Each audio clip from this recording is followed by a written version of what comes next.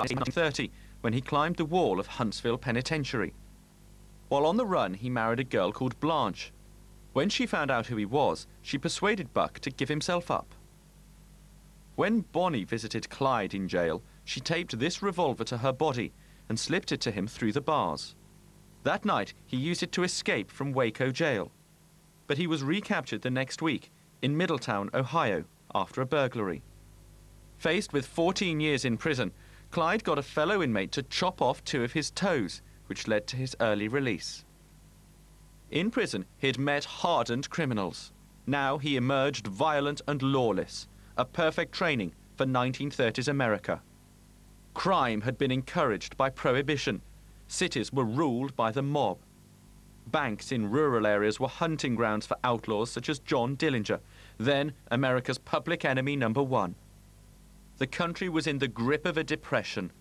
Jobs for men like Clyde Barrow were non-existent. Petty criminals turned to bank robbing and murder. Many regarded such people as heroes, attacking the symbols of riches in the midst of degrading poverty.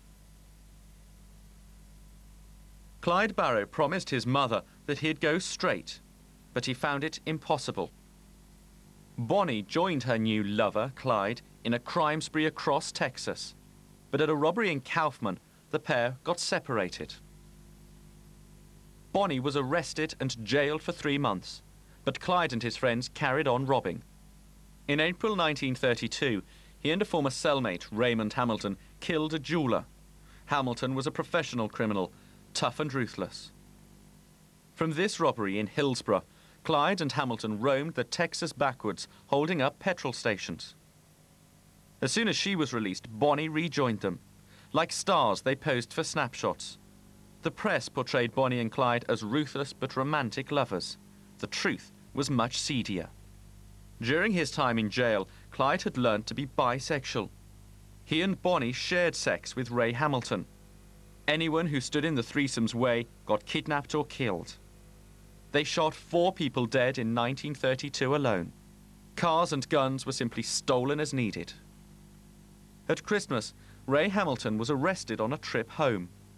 While robbing a petrol station, Bonnie and Clyde kidnapped 16-year-old William Daniel Jones. Known as WD, they persuaded him to replace Hamilton. One day, he went out stealing cars with Clyde. As they drove away, the owner jumped on the running board. Clyde casually shot him in the head. The next week, police surrounded their hideout, but the gang escaped, killing a deputy sheriff in the process. Buck Barrow was paroled in March 1933, thanks to the pleas of his wife, Blanche. She and Buck joined Bonnie, Clyde, and WD to form the new Barrow Gang. They stole more guns from an armory in Springfield, Missouri. But while the police searched for them over 6 states, they were making regular visits to their families in Dallas. After robbing a jewelry store in Neosho, Missouri, they rented a nearby house. A neighbor noticed them carrying guns and called the police. They left their guns behind when the house was raided. 2 more lawmen were killed. That night they drove 400 miles from Neosho into Texas. Clyde had been shot in the arm. Bonnie prized the bullet out with a hairpin. The actual sums they stole were tiny. The most they ever got was $2,500 from a bank in Okabena, Minnesota. John Dillinger, upstaged by Bonnie and Clyde, said, "Couple of punks, they give bank robbing a bad name." A few days later, Clyde crashed their car on a bend.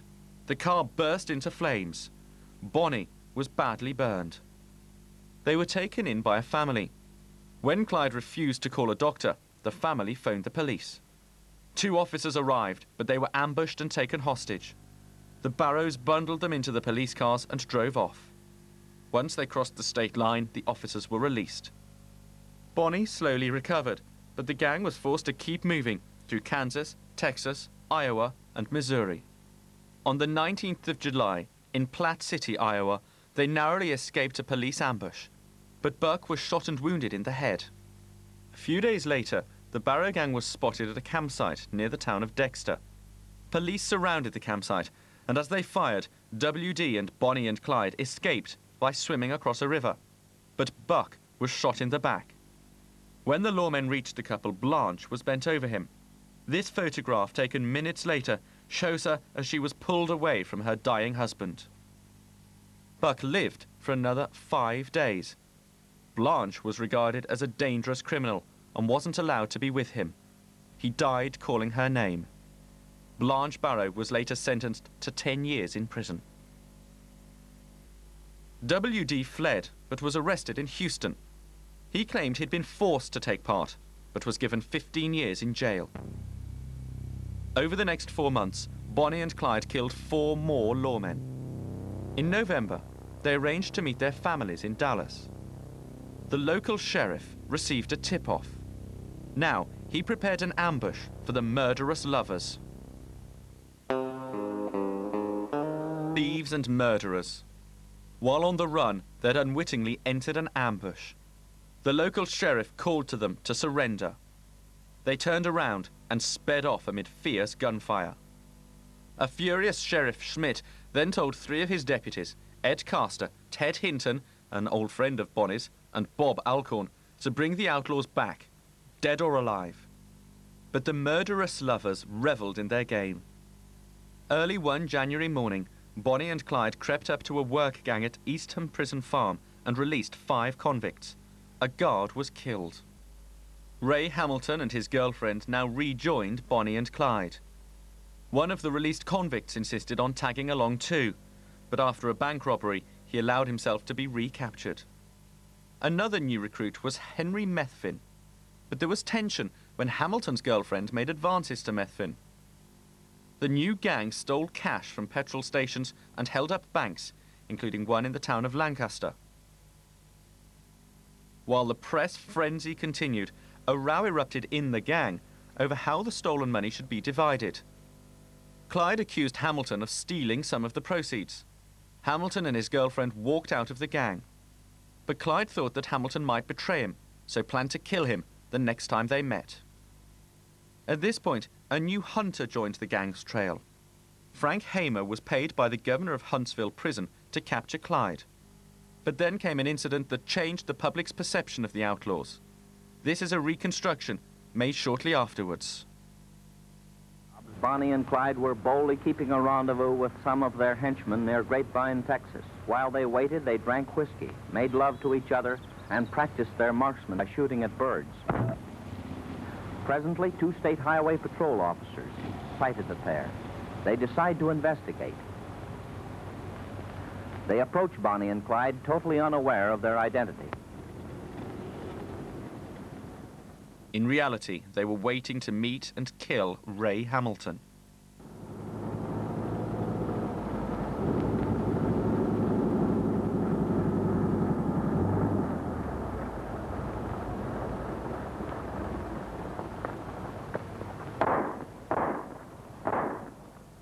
But in fact, it was Henry Methvin, not shown in the film, who fired the first shot. Only then did Bonnie and Clyde join in.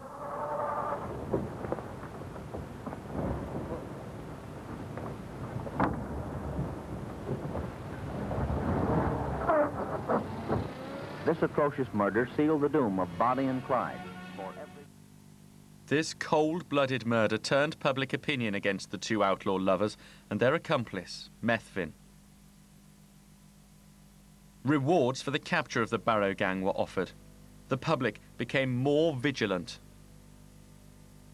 In April 1934, Ray Hamilton was arrested and sentenced to 342 years in jail. After a second trial for murder, he was sent to the electric chair. Now, the lawmen on Bonnie and Clyde's tail joined forces, determined to catch the whole gang. Led by Frank Hamer, seen here on the left, the group included Hamer's deputy, Manny Galt, plus Ted Hinton and Bob Alcorn from Dallas. Together, it was a formidable team. With Hamilton already taken care of, Clyde and his gang headed northeast into Oklahoma.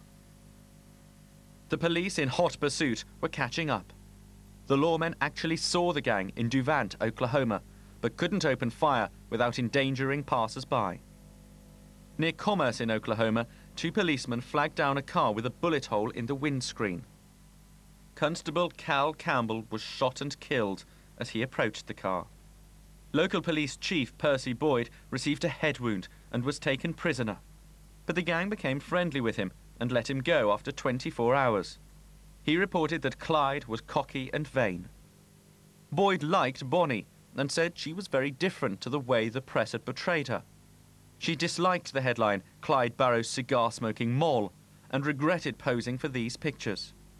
Boyd said that in real life she was calm and thoughtful. He said she and Clyde appeared very much in love.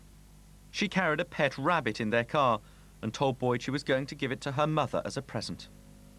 The police tracking the gang saw this as a clue and headed for Dallas. The outlaws were to meet Bonnie's mother and Clyde's parents on a country road to browse through recent photographs.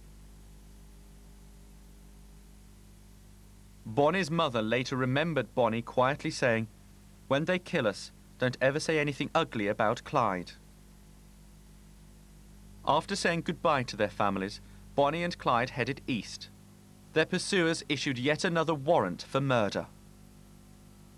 The police hoped that the couple would make a mistake through sheer fatigue. Their car was spotted outside a cafe at Shreveport, Louisiana. The police guessed that they were meeting Henry Methvin at his father's farm nearby.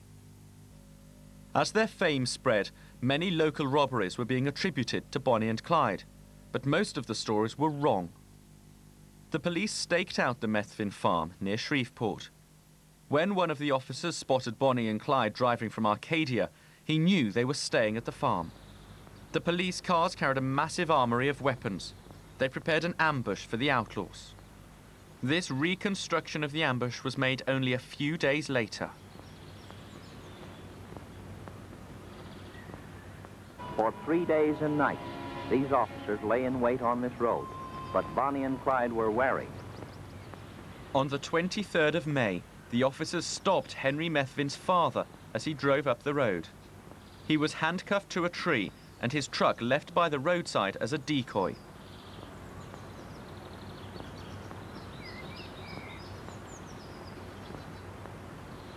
On the third day, a tan-coloured Ford V8 turned into the road. It looks like a car, fellas. The police recognized Clyde as the driver.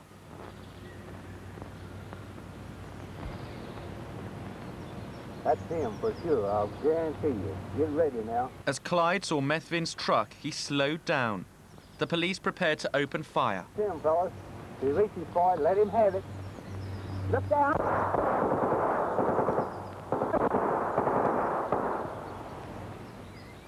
The car stopped, riddled with bullets. This film, taken just a few minutes after the shooting, is not a reconstruction. Here is Clyde Barrow and Bonnie Parker, who died as they lived, by the gun. Bonnie is seen leaning against Clyde. Clyde was a master gunman. Seldom did anyone ever live when Clyde got the first shot. There were a pistol and a shotgun ready on the floor of their car, but the ambush had taken the couple by surprise. Within hours, sightseers were traveling to the ambush site. A procession of more than 50 cars escorted the shattered Ford to the police pound. Here, it was put on show. A fence was set up to stop souvenir hunters. They'd already tried to rip parts off the car and seize bits of Bonnie and Clyde's hair and clothing. On the back seat, lawmen found 3 light machine guns, a dozen pistols, and more than 1,000 rounds of ammunition. Bonnie and Clyde had had no chance to return fire at the ambush, but both of them had guns close to hand. 107 rounds had been pumped into the car in less than 2 minutes. Their bodies had been riddled with about 50 bullets each. The bodies of Bonnie and Clyde were displayed to prove that they really were dead.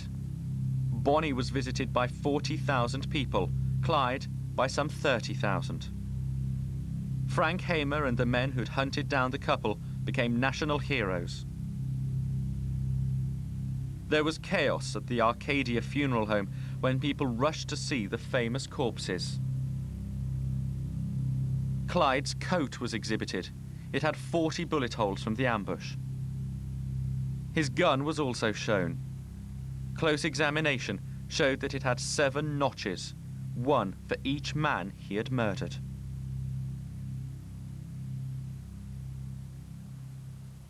"20 relatives and friends stood trial for harbouring the couple. The men were chained together, but the women weren't considered dangerous. W.D., already serving 15 years, got another 2. Henry Methvin had a life sentence. He also received an extra 2 years. Bonnie's sister Billy and Buck's wife Blanche were sentenced to 1 year and a day each. Bonnie and Clyde's mothers were put on trial.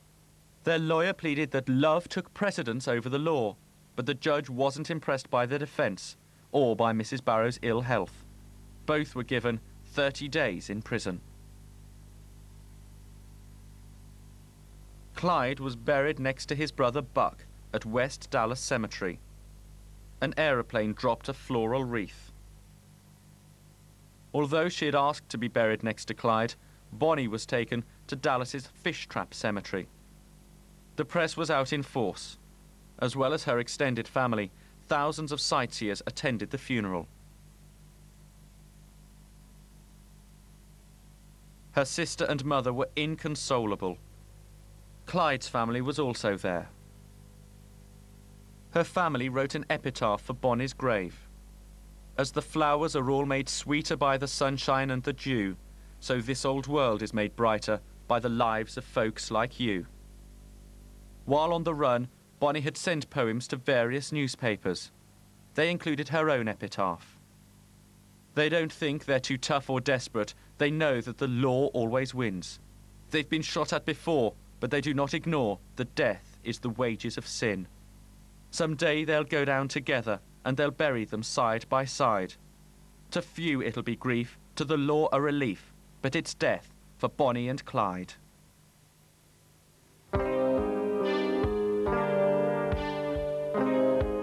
We've another great crime of the 20th century next week at the same time. Next tonight, Primetime Crime continues with a murder that was only solved 7 years after the dreadful deed.